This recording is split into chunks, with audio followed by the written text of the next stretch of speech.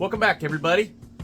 If the thumbnail didn't give it away, which probably did, we're going to go over some stuff here real quick. So, 12 hours ago, I released one photo of my idea in 3 places. My Instagram, I put it on my group Modified Saws on Facebook, and my personal profile. Put my description on it, walked away. Now, mind you, I've had this idea for 3 months now. I've just been toying with it. Finally, you know what? I said, it's got to happen. All right? Somebody's got to do it. Somebody has to do this. So, ordered what's in the white box. Also, I already had the blocks laying around, but somebody was selling one. Why not? It's standard bore. A standard piston fits right into it. So, blows up. It's got plenty of space to go over with it. So, shouldn't be too difficult. Since the standard piston, they already told the clearance of it and everything. I just have to get a piston. I don't even have to worry about paying the cost to get the bore cleaned out. It's actually pretty nice shape. But, getting ahead of myself here. So, what is going on with what's in the boxes? I'll show you. Let's go ahead. This is no more than just your standardized Mack 101 AA engine. Yeah, I know, I gotta figure out this. At least it holds it. Your standardized Mack 101 AA, a V4 intake, and I put a 101D crankshaft in it. For those not familiar with that, those crankshafts have a 3/4 PTO on them, alright? They're also the only cart one that I know of that have the bolt-on weights. The Super Pro 125 chainsaws have the bolt-on tungsten weights also. This helps provide better balance. So, we're going to go with that. That 3/4 PTO is going to be absolute key to this working. You know, I was thinking I'm going to drive this on the flywheel side, but those pulleys and everything, those starter pulleys and stuff, they're limited. There's not much to bolt to on it. And I need this. I need this setup right here. 3/4 is a pretty common thing you can find, even upgraded to a 1-inch if you're really desired. So, we've got that right there, your standard V4. Factory, a 101B, I think, you know, in the 101 AA and stuff, all factory, run off alcohol, BDC 16, 12.5 horsepower. This build, if I'm lucky, will be 3 horsepower underneath, all said and done. Being built more for show and looks than anything. So everybody's been seeing them on the internet and whatnot and putting them on this or that. Have fun, guys. Have fun with what you're doing. Enjoy your hobby. I've already opened this. I've already, you know, taken the pictures and stuff, but put it back in their boxes where they go, you know, to protect them. This isn't the cheapest one on eBay. But it wasn't the most expensive either. Yes, that's an AMR 300 Supercharger in my hands. They can rotate any direction to boost your application. This way will go down. This way, well, you get the hint, it goes the opposite direction on boosting. So, doesn't matter. That's the good thing. Now, what we're going to be doing here is going full stupid. At least I'm going to go full stupid here, all right?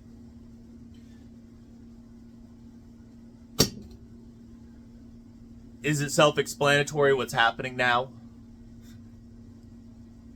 So, the V4 intake, to my surprise, everything is lining up beautifully, all right? It's actually kind of scary that theoretically, it's not going to take too much to adapt this to this engine to make it work and everything. Will you stand up, tablet? I've got to read comments here in a minute. So, you take the one adapter off the bottom, and it has this little dimple centered perfectly for you. It's like they knew somebody was going to have to do this. Somebody was going to drill and put their own adapter on or need that. So it has this nice little embossment, this nice casting right there, which means you put it there, you can line up here, here, here, and this is some thick casting right here. It's got plenty of meat here to bolt, to do custom applications. Somebody was thinking ahead, or maybe we're just getting lucky. Don't know. So, and the good thing is with these V4s, you can drill and tap them in 4 spots. Now you're thinking, how are you going to bolt this to the setup and everything? We're getting there. We're getting there. So I'm not going to solely rely on these 4 bolts that hold this intake on. All right, that would be dumb. 2 of them are in the aluminum with helicoils. 2 of them are bolts, and they're just tiny little 10, 24 bolts. All right, they're not really the largest things in the world. So the plan, how to bolt this. All right, I'm gonna have to make an adapter. If you didn't see my other, video on me making an adapter for a carburetor, go check that out. We're gonna need some aluminum plating to made up this V4 to this right here, and actually it's they're just barely, these sides are gonna stick out on the V4. So it's really just gonna be a very simple bolt-on application, if you will. It's not going to be as difficult as I was thinking, because I was sitting here thinking I'm going to have to get a chunk of aluminum, carve it out myself. I mean, it was kind of one of those, man, I'm really going on a stupid ambition here and whatnot. But we're gonna have to use metal reed cages. There's no getting around that. I was looking those up too. What metal ones? They're like $70 for CNC billets, because you don't want plastic. This is going to put out some heat into this engine. This is going to melt down this engine, but. So, really, it kind of, everything just, it's self-explanatory. You bolt that up, and if I'm lucky, yeah, there's just tiny little air gaps down at the bottom down there by the time you bolt this up. So, it's just going to be a thin adapter plate. I can't show shit here. It's hard to put it on like how it would be bolted. Yeah, and then it's just pretty much that's it right there. Technically, it looks like it could bolt on and not have any leaks of any sort, but it's going to be some thin gasketing in some spots. So we're just going to we're going to make that adapter right there. And I've done adapters, so I'll probably do it off camera or hyperlapse in the future here. So, how's this going to bolt? Well, that's going to be probably simple, maybe. I don't know. We're going to have to drill underneath here. We're going to have to drill holes all the way through. And then we're going to have to bolt this up from the underside. The adapter, reed, block, everything from the underside bolted to this assembly. Alright? So we're going to bolt that to the assembly, and then this whole assembly, you bolt it down here. Alright? Now it's held in place. After you do your pulley alignments and stuff, which this right here is not going to be too bad. A good part about this, what's going on also, is these mounts right here. These custom mounts. Let me bolt this on here real quick, and I'll get you guys to see this. This is what kind of blew my mind away, how close things get to what's already provided on this block. So we're going to need reinforcement because there's going to be tension on a belt on this side. I'm going to have a manual tensioner, just like a ball bearing, I think, or whatever, a good bearing as a tensioner on a plate, a giant piece of plate aluminum. I've got plate aluminum over there. It should do the trick. So, yeah, bolt this on.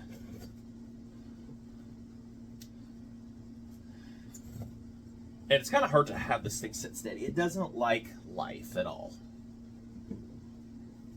It doesn't like me today. Where's this piece of aluminum? Let's get that put under there. That might, yeah, that'll help out. So that's going to be our adapter. Just sit. So what's scary, another cool, actually non-scary thing, but I guess, center that up the best I can for this.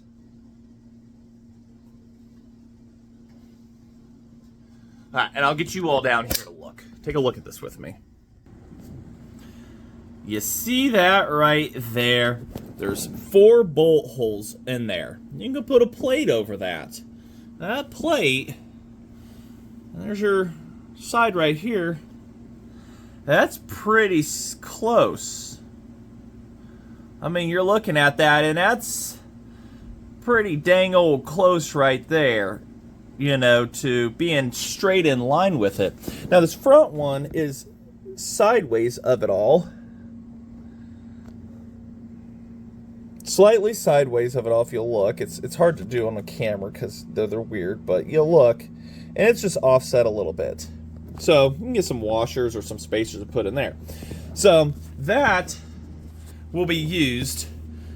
Whether I go with 3 or 4, just put it on there, bolt down here, comes over, bolts up to here, up to the top one, and that'll be a nice side reinforcement plate. And there's also bolts over here I guess you could utilize. This side I will try to figure something out how to hold it. There's not much. I mean, there's bolts, but there's not much in the terms of something to bolt to. There's not much going on the casting here. So that one might be a bit more of a figure out. But if I can get one side to be supported, I think we'll be okay.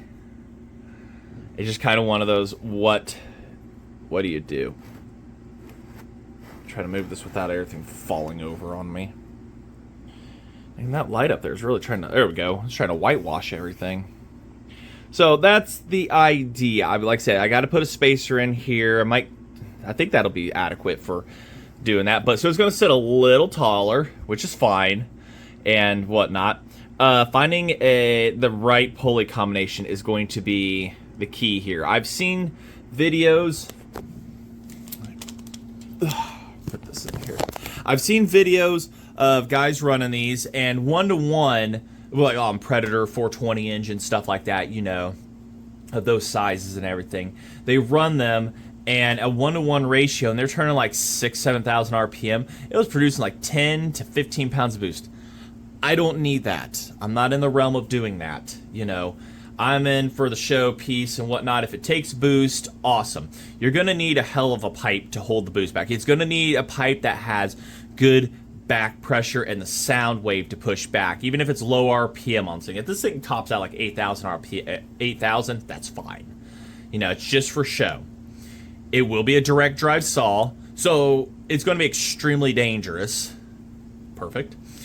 So you're going to have this extremely heavy brick direct drive supercharged direct drive saw in your hands to try to do something with. Oh, you know, hey, let's put a 1/2-inch chain on. There's an idea. No, let's not be that stupid. But that's the goal here, is to make that happen. And it's nice how this has a little key, the thing in it, because this may have to be a bump start. This might have to be bump started to turn it over, to start it and everything. I mean, we've got, that's going to slip a belt up there because of the compression these have. I might have to see about getting a taller gasket, head gasket, to take the compression down on this. I don't need all of it. If this thing does produce any kind of boost, you don't want high compression. So I think factory these were 9-to-1. See if I could take it down to 8-to-1. See what Terry has on that. But I got to get this fixed here, drill and put a thing in for the exhaust. But like I said, it's all little minor stuff. It's a lot of planning. I see this taking at least a year of weekends. I mean, I'm still got the MC30 I'm building up there, doing that. I got to get the paint on that. So maybe between paint drying, I'll think about this more. But overall, this is kind of the scheme of how things going. And I've got a guy I know, he says he'd be happy to help with, you know, machining pulleys, brackets, or anything like that. And he's got machining stuff, you know. I think he's got a bridge mill or bridge port or something like that and whatnot. He's got what I wish I had to be able to take a chunk of aluminum and build this all 100% out of scratch. But this V4, that's almost bolt on. That's like 90% there, minus the adapter. So we'll have to see. If I can go with a thinner adapter, awesome. But I will have to use the McCulloch reed cage and everything. I wish I could get those CNC'd out and everything. That would be deathly expensive to do. 3D printed ones will not work. It's going to melt down. I've seen where carbon fiber reeds can, you know, have their problems doing this kind of thing, but I think I'll be okay with this. I'm not going to... I was thinking about I may have to run methanol on this just to keep things cool, because these superchargers get hot. So I'm going to go over some of the comments here. Maybe. There we go. So some of the comments I posted up in my modified Solace. 12 hours after. No, 10 hours. My mistake. 10 hours at minimum was the first comment. Interesting. Turbos will work on 2 strokes, depending on your pipe. I know they do, and everything and whatnot. So there is the idea of that. God damn, that's cool. I hope so. I hope it's going to be cool. I mean, I really hope so. It's going to be good on this. A good Tildeson carburetor, a big fat Tilly up on top would just be wild. Of course, you know, the first thing is like, well, what about a blower, head? I don't know. We'll figure it out. Adapters can be made. Like I said, I can get a Tilly and make that. I mean, I'd like to get another big Tilly like what's on the race saw over here, one of those HR 100As. That it's as long as it's got adjustable high and low speed double pumper, it'll be more than adequate for it'll be easily adequate for something like this. That's the goal here. Now we know that Macs are prone to throwing rods, so it will be getting a billet rod from the get-go. No ifs, ands, or buts. That's going to be more expensive than the Supercharger is. But, it's a hobby. Pay to play. All right? So, direct drive, it'll have the chain on the inside. It'll have the belt right here. The D shaft worked out perfect for this. I bought it in a package thing, and I sprayed it with WD-40, put it in the bag, and it was on the shelf. And then I got to thinking, actually, this might work. And I forgot to show you all how well the pulley, it lines up very nicely. It lines up with the crankshaft here. Like I said, there's going to be some final fitments and stuff I have to do. Oh shit. There we go. So there's going to have to be final things, but it lines up with this crankshaft. So the pulley is good. It's perfect. So I'm thinking I'm going to have to run this at a 1 to 2. This is a 3/4. I would almost need a 1-inch belt. I'd like to think I could get a tooth belt made for it and then do a tooth one up here. This is a 3.5. So a 3.5, 3, 1.5, 1.75. That would kind of do the trick right there. But finding one, like I said, I'm going to have to reach out and see if one could be machined. A belt tensioner on this side, on the plating and everything, to try to get it to, manual belt tension, push it, tighten it down. It'll be set in stone. I'm no engineer or anything like that, so when it comes to like trying to do engineering skills and stuff, I'm kind of just flying off the seat of my pants here. This is purely, just straight up how it is. But a header, I might engineer my own. I know a guy, Chance, that made his own.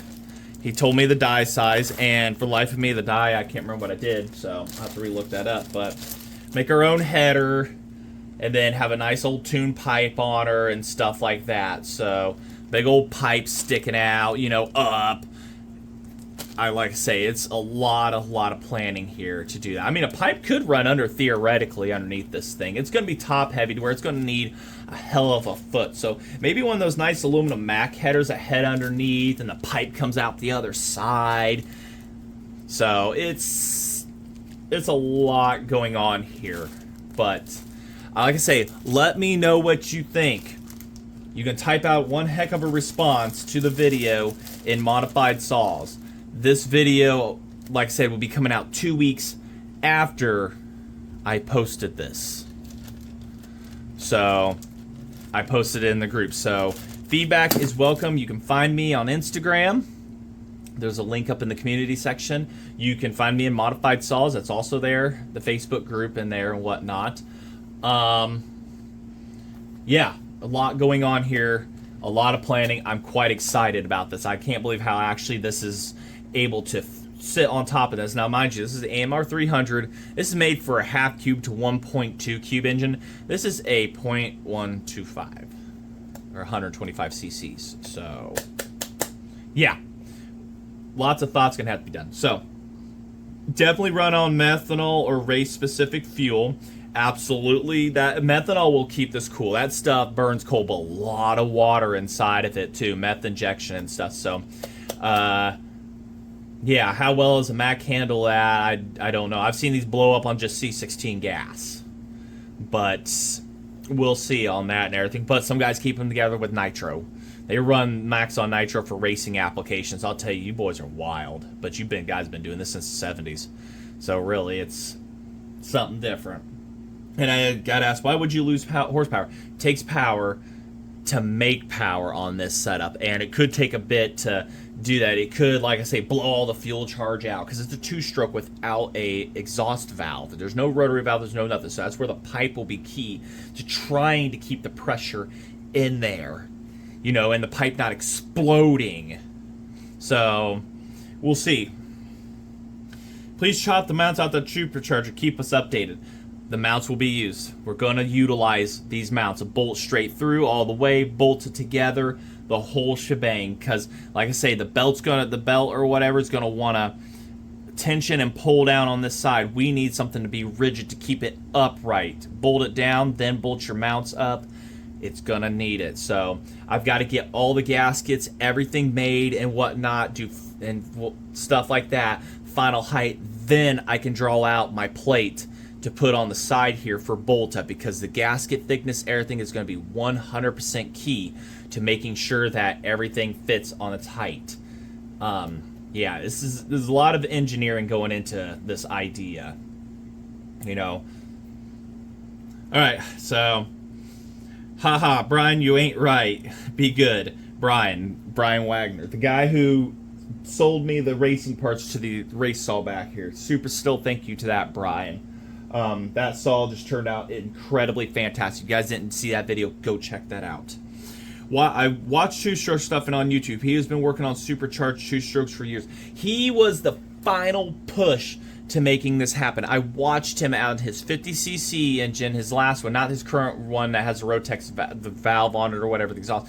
The one before that he designed the cylinder on, he had a turbo on it and with a pipe and everything, and it just, I mean, it seemed to run great and everything. I mean, he's living the life, he's living the hobby, and I'm very envious of him. Watch every episode I can of his and whatnot. I follow him on Instagram and stuff. He's living the life, but it has been a daily fight to keep that going, and I'll tell you, man, he is just absolutely awesome. So he was the final push on my 3 months of thinking about this, and it just finally, I said, you know what, we're going to do it. Now, the thing is with this, I'll get to the exhaust here in a minute, actually. So is that a Supercharger from Temu? eBay. They're pretty much all the same things. Now, actually, the Temu ones cost more. I don't have a Temu app. I won't do that. But eBay, right here, this one, like I said, wasn't the cheapest, wasn't the most expensive, you know. But they had a good rating, and it came from Canada. So, hey. Mike Nolan. Is that an AMR blower? I saw 2 of those on a Harley K model flathead a friend is building a few weeks ago. Yep, this is AMR 300, the smallest you can get. Makes a guy wonder if you could rig up a rotor disc from a Rotax or something similar. Cool build regardless. See, that was where I was thinking. It's going to be, it's possible, but it's going to be, it would be difficult on this to do a rotary disc on this. Yes, I've got the 3/4 PTO and everything and stuff. I've got the key, but I'd have to trim. I'd have to have this big old rotary disc here and everything for a valve, which theoretically it could work. You'd have to shave all these fins off, more or less, or most of these off, to have a rotary disc for the exhaust to open and close, to technically to retain boost in the cylinder on these. That is currently what two-stroke stuffing. I don't know his name. If you know it, let me know. And everything. But what he did on an old engine that he brought back and everything, he's got a Supercharger on, I'm pretty sure the same one, and just throws the booster that thing. I mean, it is just immaculate, the power he's making out of a 50cc engine. So that, like I say, you know, you can put a rotary valve on this. I don't have any of that kind of machining stuff. I don't have any of that stuff to be able to do that. I'm very limited on what I have. But could you do a rotary valve on this? Absolute theory, yes, you could. You bolt something onto here, you have your rotary valve sitting here, and you go to town like what he did on it. And boom, you'd have yourself a rotary valve, you know, set up, and it would hold all the boost until the block says no. Really, a billet block is what a Mac billet block would be absolutely awesome to have. And Nicosil liner, maybe a cast just because it may hold. I don't know which one would be better, but a Nicosil at least for ease of simplicity.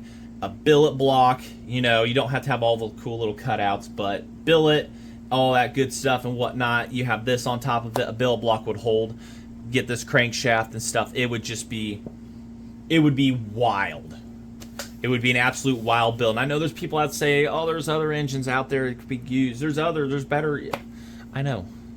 I've even said in the thread, a KT100 would probably be a better build for this. But, come on.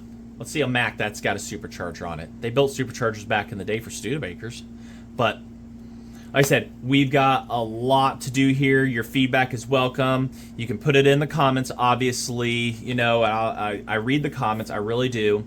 So I try to respond to them. I have a day job and everything, a family and stuff, so this is my side hobby. This is being made on a Friday before work and everything. I just had to get the video going. But I really hope you guys have enjoyed this. Any feedback is welcome. Any help is welcome.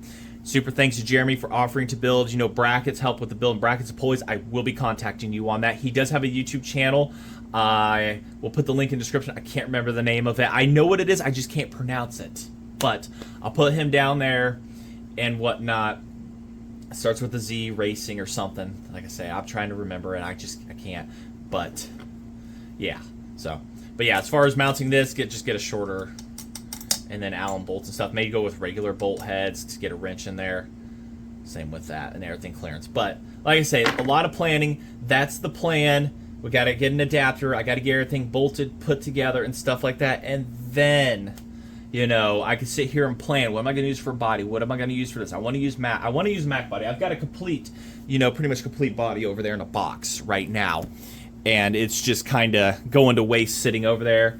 So what can I do? Is this just going to be a straight up custom frame? Let me know what you guys. Even if you got to draw it out and post it, in modified solids where you can post pictures at everything. Instagram. Let me know. All right. I'm happy to hear. Where do you get short belts at, guys? Where can I get short belts? Let me know that also.